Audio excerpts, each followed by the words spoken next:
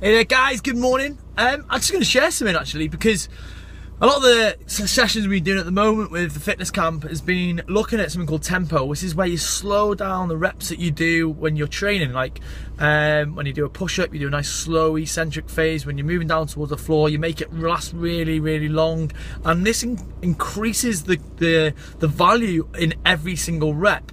And what I've noticed is that ironically my business is called Fast, but when you start to break it down about how to get fit and how to get results the quickest, it all comes back to how slow and how meticulous you can be with everything that you do. It's like when you normally want to get fit and you want to change your body shape, it wants to happen yesterday. Like, you have that fuck it moment where you're like, oh my god, I can no longer go on like this. I'm just fed up of not being able to see past my waistline. I can't see my toes, and something has to happen like 3 days ago. So when you make that decision and you're so fed up, results have to come quickly, and you normally, when you look for results or something that's going to get you the change quickly, it's going to gravitate you to stuff like diet pills, calorie restrictive diets, exercising every day. And that's the biggest problem. I think what happens is that we obviously, we need to see results to keep us motivated, but normally the things that get you results the quickest are often the things that are going to bite you in the arse, in 1 month down the line.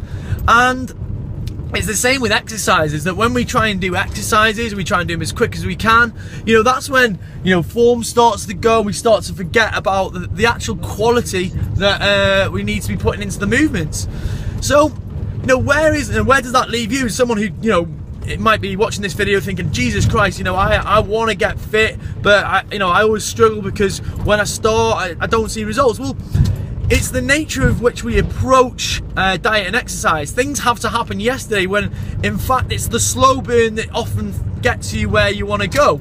Okay, there's obviously there's some results in stuff like calorie restriction, but short term, definitely they're going to work. A 14-day detox will help you lose a large amount of weight. I've done it with people, I'm guilty of using that in the past, but when you're trying to look at something that's going to last for a long time, it's all about obsessing about the detail, looking for the quality, looking for the time and attention in the gym. The guy pumping away at the weights as fast as he can on every single rep, every single set, is never going to be as big as the guy who's slowly doing a nice steady deadlift where he's squeezing and pausing and getting some nice bits of tension and with the weight.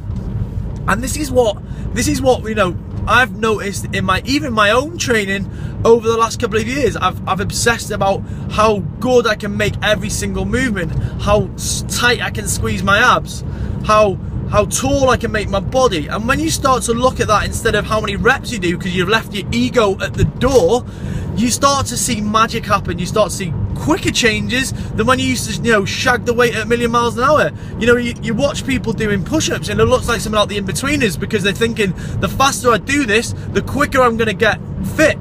And this is sometimes, where trainers have left it to, they keep pushing their clients as quick as they can, as many reps as they can is always going to be better. Whereas if we can step back, slow things down and take maybe the slow route to fitness, what actually happens is long term we end up with the fast way to fitness. Bit of a random rant, guys, but I thought it was definitely worth sharing. I hope you have a good day.